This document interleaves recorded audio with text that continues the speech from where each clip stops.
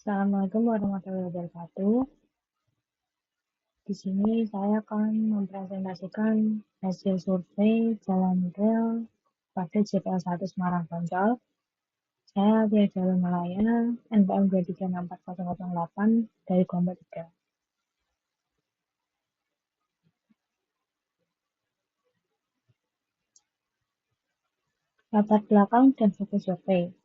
Perlintasan sebidang adalah titik pertemuan antara jalur kereta api dan jalan raya.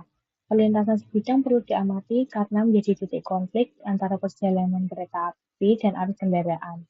Saat palang pintu ditutup, kendaraan berhenti total sehingga antrean mudah terbentuk, terutama di kawasan perkotaan yang padat. Fokus laporan ini adalah menilai kondisi existing JPL 1 Hasanuddin, mulai dari kilometer jalur, rambu, marka, sistem peringatan, palang pintu, sampai potensi hazard yang mempengaruhi keselamatan. Lokasi dan metode survei. Pengamatan dilakukan langsung pada JPL 1 Hasanuddin di wilayah Poncol dengan daerah operasi 6. Survei dilaksanakan pada 9 April tahun 2026 di Jalan Hasanuddin nomor 325 Plomboan Semarang Utara.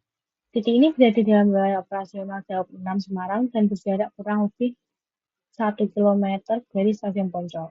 Data dikumpulkan melalui observasi lapangan dan inventarisasi fasilitas. Analisis dilakukan secara deskriptif dengan membandingkan kondisi lapangan terhadap kebutuhan keselamatan perlintasan sebidang.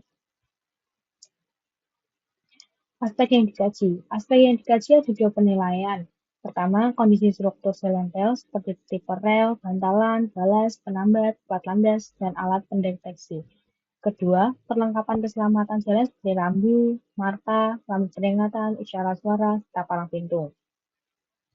Kondisi existing perlintasan. Hasil observasi menunjukkan perlintasan berada pada lingkungan perkotaan yang padat aktivitas. Interaksi antara kendaraan, masyarakat, dan kereta api berlangsung cukup intens karena lokasi berada dekat stasiun Semarang Poncol. Jalur pada lokasi memiliki rel aktif dengan wesel atau turnout. Laporan menyebut konfigurasi jalur majemuk sehingga pengaturan pergerakan kereta menjadi lebih fleksibel, tetapi tetap membutuhkan pengamatan perlintasan yang kuat. Inventaris fasilitas di gardu perlintasan. Inventaris gardu mencakup daftar semboyan, daftar dinamika petugas, HPK, bendera, lampu, senter, kereta P3K, APAR, panel kontrol, lemari jaringan, PIMTA, dan SOP. Fasilitas ini penting karena petugas harus mampu merespon kondisi normal maupun gangguan. Namun, pada perlengkapan jalan ditemukan beberapa unsur yang belum tersedia atau belum optimal, terutama rambu tertentu, marka, pita penggaduh, dan median. Ini bagian yang perlu diprioritaskan agar pengguna jalan mendapatkan petunjuk yang lebih jelas.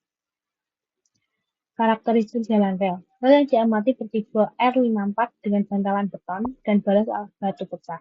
Komponen ini mendukung kestabilan jalur terutama untuk lintasan yang dilalui kereta, penumpang maupun barang secara rutin. Penyambungan rel menggunakan Last-Termit atau Continuous Welded Rails. Sistem lambat memakai Eclipse, plat landas berupa tipe plat, dan pendeteksi kereta menggunakan axle counter untuk membaca keberadaan kereta pada kereta jauh. Identifikasi hazard utama. Bahaya muncul dari kombinasi kondisi fisik, kepadatan lalu lintas, dan kelengkapan fasilitas. Aspal mengelupas membuat batu balas berserakan dan meningkatkan resiko bagi kendaraan. Kereta yang lewat pada jam sibuk memicu antrian dan menurunkan kinerja jalan. Sebagian rambu tidak tersedia dan ada rambu yang terkena vandalisme. Palang yang tidak menutup penuh membuat celah perilaku menerobos menjadi lebih besar.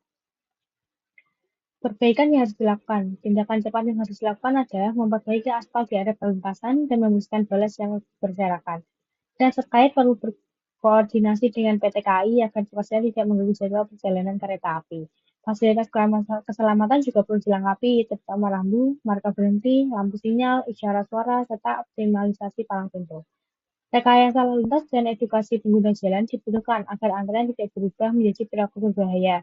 Dalam jangka panjang, flyover atau underpass perlu dipertimbangkan jika volume kendaraan dan frekuensi kereta harus meningkat.